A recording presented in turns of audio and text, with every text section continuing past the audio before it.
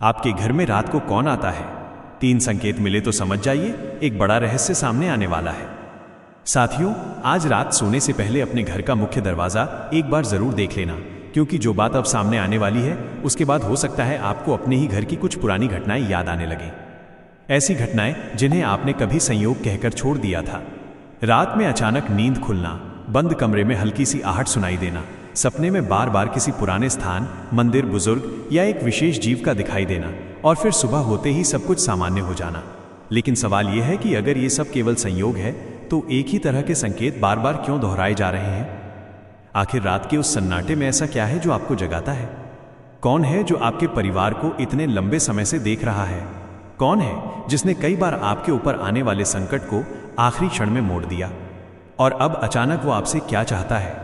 जी हाँ साथियों, आज जो रहस्य खुलने जा रहा है उसका संबंध केवल आपसे नहीं, आपके पूरे परिवार की कई पीढ़ियों से है। हो सकता है आपके घर के बुजुर्ग इस रहस्य को जानते थे। हो सकता है आपके दादा दादी ने कभी इसका नाम लिया हो सकता है आपके पुराने घर में उसके लिए कोई विशेष स्थान भी रहा हो। लेकिन समय के साथ सब कुछ बदलता गया। पीढ़ियां बदल गईं, घर बदल गए, शहर बदल गए, और उसके साथ एक ऐसी परंपरा भी पीछे छूट गई जिसे शायद भूलना नहीं चाहिए था। अब वही भूली हुई शक्ति प्रतीकों के माध्यम से जैसे फिर से दस्तक दे रही है। लेकिन ध्यान रखिएगा, मैं अभी उसका नाम नहीं बताऊंगा, क्योंकि उसका नाम जानने से पहले आपको 3 ऐसे संकेत समझने होंगे। और अगर इन 3 में से 2 संकेत भी आपके जीवन में दिखाई दे रहे हैं तो आज की पूरी बात आपके लिए बहुत महत्वपूर्ण होने वाली है। साथियों, आगे बढ़ने से पहले बागेश्वर बाबा को सच्चे मन से याद करते हुए वीडियो को एक प्यारा सा लाइक जरूर दीजिए। कमेंट में पूरी श्रद्धा और विश्वास के साथ जय बागेश्वर धाम जरूर लिखिए। मन ही मन बागेश्वर बाबा से अपने घर परिवार की सुख शांति और रक्षा की प्रार्थना कीजिए। बाबा आपकी हर चिंता दूर करें, बंद रास्ते खोलें और जीवन में शुभ परिवर्तन लेकर आएं। पहला संकेत रात से जुड़ा है। क्या आपकी आंख पिछले कुछ समय से अचानक आधी रात के बाद खुलने लगी है? खासकर उस समय जब घर में बिल्कुल शांति होती है। आप आंख खोलते हैं, घड़ी देखते हैं, कुछ सेकंड तक समझ नहीं आता कि नींद टूटी क्यों। न कोई आवाज, न कोई फोन, न कोई व्यक्ति, फिर भी मन कहता है जैसे किसी ने आपको जगाया हो। आप करवट बदलते हैं, फिर सो जाते हैं। लेकिन 2-3 दिन बाद वही घटना दोबारा होती है, कभी किसी सपने के बाद, कभी बिना सपने के। और सबसे विचित्र बात यह है कि उस समय अचानक आपको किसी ऐसे व्यक्ति की याद आ जाती है जो अब आपके साथ नहीं है। कोई पुराना घर याद आता है, कोई मंदिर याद आता है, कोई ऐसी जगह याद आती है जहां आप वर्षों से नहीं गए। यहीं से पहला रहस्य शुरू होता है, क्योंकि आध्यात्मिक परंपराओं में रात के अंतिम पहर को केवल नींद का समय नहीं माना गया। इसे मन के भीतर दबे संकेतों, स्मृतियों और आध्यात्मिक चेतना के जागने का समय भी कहा गया है। लेकिन असली चौंकाने वाली बात अभी बाकी है। दूसरा संकेत आपके घर की चौखट और उसके आसपास दिखाई देता है। पिछले कुछ समय में अगर आपके घर के आसपास कोई विशेष जीव, प्रतीक या दृश्य बार बार आपकी नजर में आया है तो उसे तुरंत डर से मत देखिए। लेकिन यह जरूर सोचिए कि आपका ध्यान लगातार उसी चीज पर क्यों जा रहा है। एक दिन आपने रास्ते में उसे देखा, दूसरे दिन किसी तस्वीर में, तीसरे दिन सपने में, फिर किसी मंदिर में वही प्रतीक सामने आ गया। आपने कहा संयोग, लेकिन आध्यात्मिक कथाओं में कहा गया है कि जब कोई भूली हुई पारिवारिक परंपरा मन को पुकारती है तो वो सीधे शब्दों में नहीं आती, वो प्रतीकों में आती है। अब मैं यहां भी उसका नाम नहीं लूंगा, क्योंकि जिस दिन आपको पता चलेगा कि उस प्रतीक का संबंध किस देव शक्ति से माना गया है, उसी दिन इस पूरी कहानी की दिशा बदल जाएगी। अब तीसरा संकेत सुनिए, और यह संकेत सबसे ज्यादा खतरनाक इसलिए है क्योंकि इसे लोग आध्यात्मिक संकेत समझने के बजाय एक दूसरे को दोष देने लगते हैं। घर में अचानक झगड़े बढ़ना, बिना कारण बात पर क्रोध, पैसा आते ही निकल जाना, काम बनते बिगड़ना, घर का कोई सदस्य लगातार परेशान रहना, किसी की नौकरी में रुकावट, किसी का व्यापार अचानक धीमा पड़ना, कोई पुराना विवाद फिर से उठ जाना, भाई भाई के बीच दूरी, पति पत्नी के बीच गलतफहमी, और सबसे बड़ी बात, घर में मौजूद हर व्यक्ति ये महसूस करे कि कुछ तो ठीक नहीं चल रहा, लेकिन कोई असली कारण पकड़ ना पाए। यहीं पर आपको रुककर अपने परिवार के अतीत की तरफ देखना होगा। साथियों, एक बात अपने घर के बुजुर्ग से पूछना, हमारे घर में पहले किस देवता की पूजा होती थी? बस यही एक सवाल। फिर उनका चेहरा देखना। हो सकता है वे अचानक कोई ऐसा नाम लें जिसे आपने वर्षों से नहीं सुना। हो सकता है वे कहें कि तुम्हारे दादा हर साल एक विशेष मंदिर जाया करते थे। हो सकता है वे बताएं कि घर के पुराने आंगन में किसी एक स्थान पर दीपक जरूर जलता था। हो सकता है वे कहें कि अमावस्या के दिन तुम्हारी दादी कुछ विशेष करती थी। हो सकता है वे आपको ऐसी बात बता दें जिसे सुनकर आपके शरीर में सिहरन दौड़ जाए, क्योंकि वही बात आज आपके साथ हो रही घटनाओं से जुड़ सकती है। और अब सबसे बड़ा प्रश्न, अगर वास्तव में कोई दिव्य पारिवारिक शक्ति आपकी रक्षा का प्रतीक रही है, तो वो अब अचानक याद क्यों दिला रही है? क्या वो नाराज है? क्या घर में कोई बड़ी घटना होने वाली है? क्या कोई संकट टलने वाला है? या वो आपको पहले से चेतावनी दे रही है? साथियों, कहानी यहीं सबसे गहरी हो जाती है, क्योंकि पुराने समय में परिवार केवल मंदिर जाकर पूजा नहीं करते थे। वे घर के भीतर कुछ नियम भी मानते थे। बड़ों का अपमान नहीं, महिलाओं का अपमान नहीं, पूजा के स्थान को गंदा नहीं रखना, घर में हर समय कलह नहीं करना, पशु पक्षियों को बेवजह कष्ट नहीं देना, पूर्वजों को भूलना नहीं। लेकिन नई जिंदगी की दौड़ में इन चीजों का महत्व धीरे धीरे कम होता गया, और आध्यात्मिक मान्यताओं के अनुसार जब परिवार अपनी जड़ों से बहुत दूर चला जाता है, तब संकेत पहले बहुत हल्के आते हैं। एक सपना, एक अजीब संयोग, रात में अचानक आंख खुलना, किसी पुराने देवस्थान का ध्यान आना, किसी बुजुर्ग की कहीं बात याद आना। लेकिन जब इन्हें बार बार नजरअंदाज किया जाता है, तब परिवार के भीतर बेचैनी बढ़ने लगती है। अब मैं आपको यहाँ एक और बात बताना चाहता हूँ। क्या आपके जीवन में पिछले कुछ वर्षों में कोई ऐसी घटना हुई थी जहां आपको पूरा विश्वास था कि अब बहुत बड़ा नुकसान होगा, लेकिन आखिरी समय में परिस्थिति पलट गई? कोई दुर्घटना टल गई, किसी गलत इंसान की सच्चाई समय रहते सामने आ गई, कोई बड़ा आर्थिक नुकसान होते बच गया, कोई झूठा आरोप लगने से पहले सच सामने आ गया, किसी बीमारी या संकट में अचानक मदद मिल गई। अगर ऐसा हुआ है तो उस दिन को याद कीजिए। उससे एक दिन पहले आपको कोई सपना आया था क्या? किसी मंदिर जाने का मन हुआ था? किसी बुजुर्ग ने अचानक फोन किया था? घर में दीपक अपने आप ज्यादा देर तक जलता रहा था? या आपका मन बिना वजह किसी देवता की तरफ गया था? यही वे छोटे छोटे टुकड़े हैं जो इस रहस्य को जोड़ते हैं। और अब मैं आपको उस शक्ति की पहचान के बेहद करीब लेकर जा रहा हूं। ध्यान दीजिए, इसका संबंध धरती से भी है, आपके कुल से भी है, आपके पूर्वजों से भी है, और भगवान शिव से जुड़े एक अत्यंत प्राचीन प्रतीक से भी इसका संबंध माना जाता है। अब शायद कुछ लोगों को अंदाजा होने लगा होगा, लेकिन अभी रुकिए, नाम मत सोचिए, क्योंकि जो आप सोच रहे हैं कहानी केवल उतनी नहीं है। ये एक देव शक्ति का अकेला संकेत नहीं है, ये 3 आध्यात्मिक परंपराओं का संगम है। और यही कारण है कि अलग अलग लोगों को अलग अलग संकेत दिखाई देते हैं। किसी को सपना, किसी को पुराना मंदिर, किसी को दिवंगत बुजुर्ग, किसी को एक विशेष जीव, किसी को अचानक घर में चल रहे विवाद, किसी को लगातार आर्थिक रुकावट, और किसी को रात के अंतिम पहर में बार बार जागना। अब सबसे बड़ा खुलासा ये नहीं है कि वो कौन है, सबसे बड़ा खुलासा ये है कि वो आपसे क्या चाहता है। और सुनकर शायद आपको विश्वास न हो, वो आपसे पैसा नहीं चाहता, वो सोना नहीं चाहता, वो कोई कठिन बलि या डरावना अनुष्ठान नहीं चाहता। वो आपसे केवल 4 चीजें चाहता है। पहली चीज ऐसी है जिसे आपके घर में पिछले कुछ समय से शायद लगातार तोड़ा जा रहा है। दूसरी चीज का संबंध सीधे परिवार की महिलाओं और बुजुर्गों से है। तीसरी चीज का संबंध आपके पूर्वजों से है।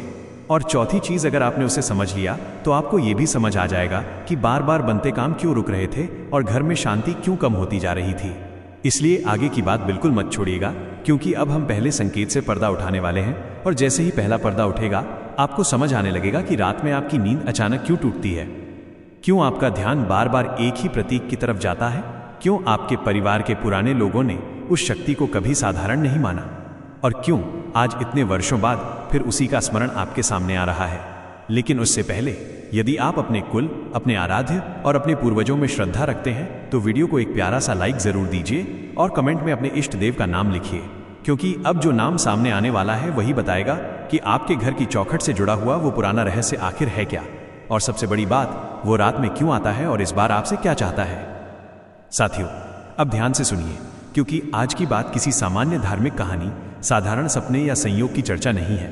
पिछले कुछ समय से अगर रात के समय आपकी नींद अचानक खुल रही है, किसी अनजान सी बेचैनी के कारण आप बार बार जाग जाते हैं, सपने में पुराना घर, कोई मंदिर, शिवलिंग, नाग, कोई दिवंगत बुजुर्ग या ऐसी जगह दिखाई देती है जिसे आपने वर्षों से नहीं देखा, तो इस बात को सुनते समय अपने मन को शांत रखिए। डरिए बिल्कुल नहीं, क्योंकि हर सपना कोई भविष्यवाणी नहीं होता, हर आहट कोई रहस्य नहीं होती, और हर घटना के पीछे कोई अलौकिक कारण नहीं होता। लेकिन कई बार हमारा मन, हमारी स्मृतियां और हमारे पारिवारिक संस्कार हमें ऐसी बात याद दिलाने लगते हैं जिसे हम लंबे समय से भूल चुके होते हैं। और आज का पहला रहस्य यहीं से शुरू होता है। आपके सामने बार बार आने वाला पहला प्रतीक है नाग। जी हां साथियों, अगर पिछले कुछ दिनों या महीनों में नाग या सर्प से जुड़ा कोई दृश्य आपके सामने बार बार आया है, चाहे सपने में, मंदिर में, तस्वीर में, किसी धार्मिक चर्चा में या वास्तविक जीवन में, तो इसे केवल भय की दृष्टि से देखने की जरूरत नहीं है। भारतीय धार्मिक परंपराओं में नाग को भगवान शिव से जोड़ा गया है। नाग भूमि, संरक्षण और कई पुरानी पारिवारिक परंपराओं का भी प्रतीक रहा है। लेकिन यहाँ आपको एक बहुत महत्वपूर्ण बात समझनी होगी। अगर वास्तविक जीवन में कोई सांप दिखाई दे तो उसके पास जाने, उसे पकड़ने या उसे छेड़ने की कोशिश बिल्कुल न करें। सुरक्षित दूरी बनाए रखें और जरूरत हो तो संबंधित वन्यजीव विशेषज्ञ की सहायता लें। श्रद्धा अपनी जगह है और सुरक्षा अपनी जगह।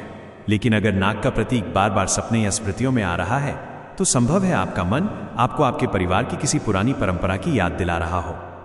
एक बार अपने दादा दादी या परिवार के पुराने लोगों की बातें याद कीजिए।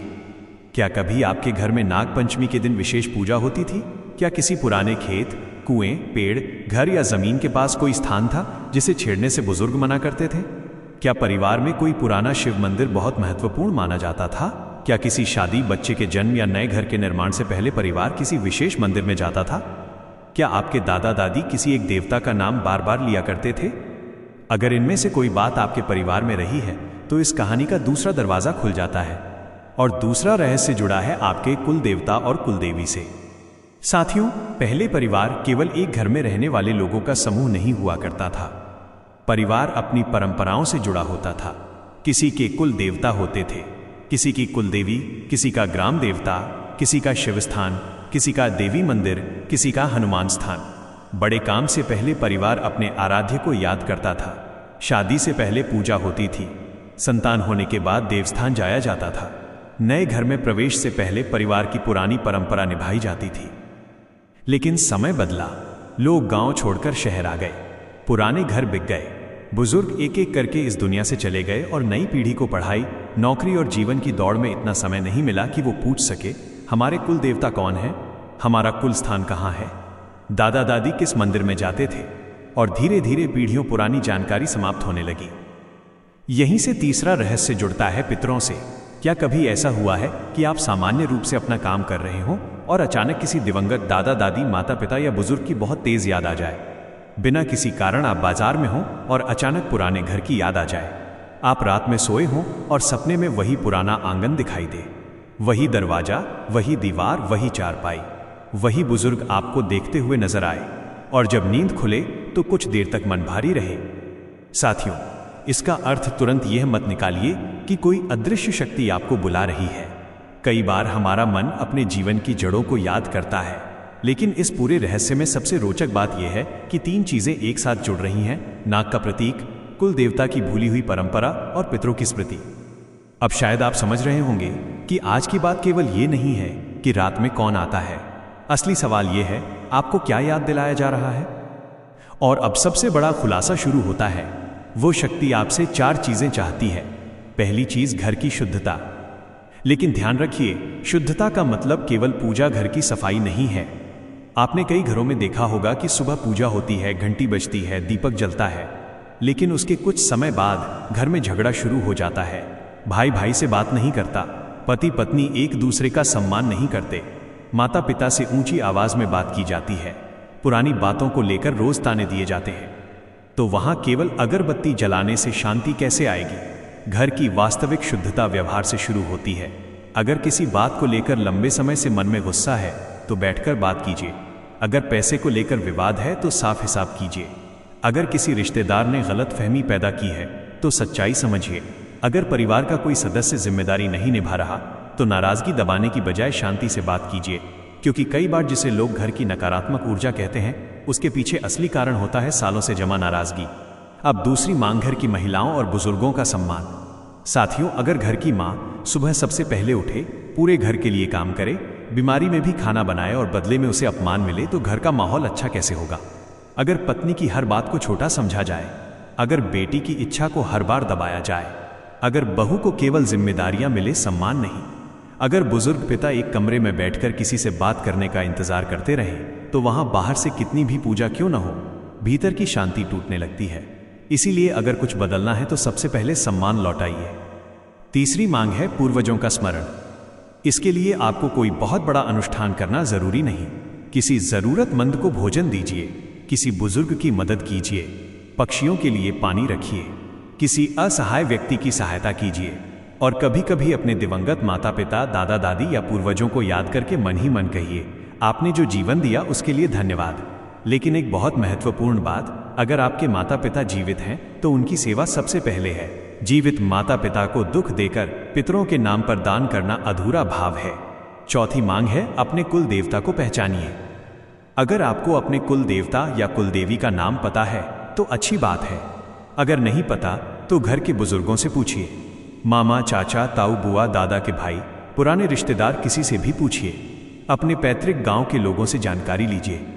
पुराने मंदिरों के बारे में पता कीजिए। दादी किस देवी का नाम सबसे अधिक लेती थी? दादा किस मंदिर में जाते थे?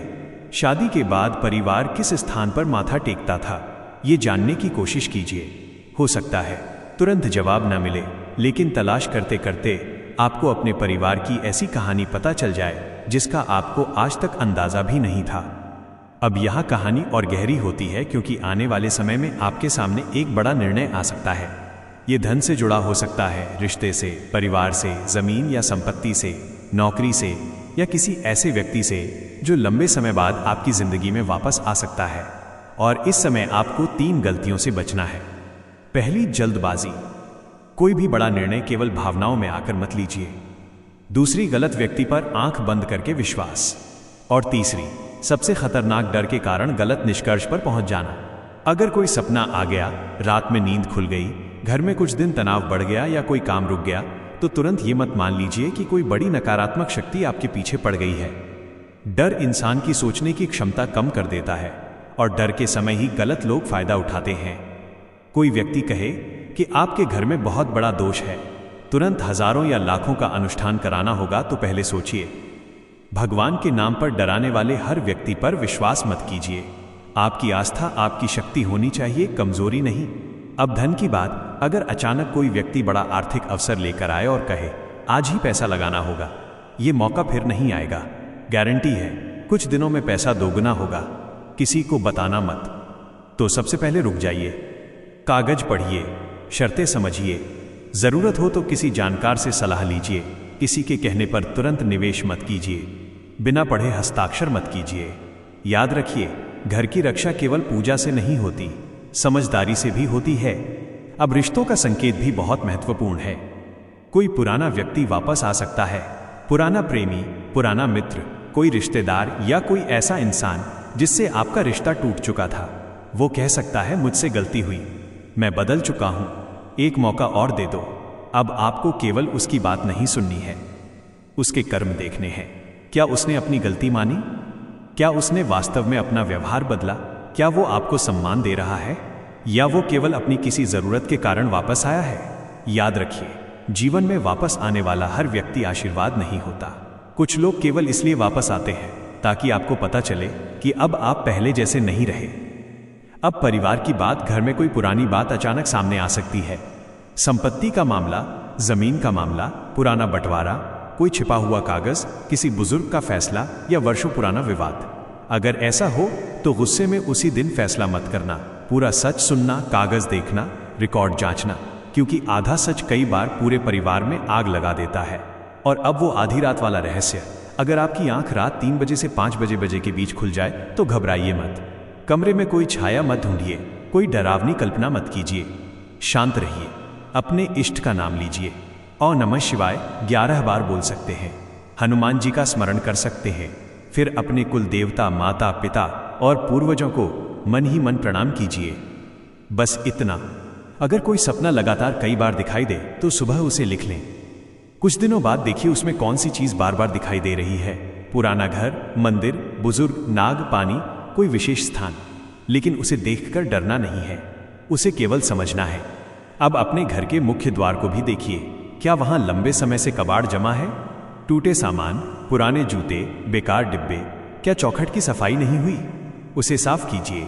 अगर पहले आपके घर में मुख्य द्वार के पास दीपक जलता था, कोई धार्मिक चिन्ह लगाया जाता था या कोई विशेष परंपरा निभाई जाती थी, तो अपने बुजुर्ग से पूछिए ये क्यों किया जाता था।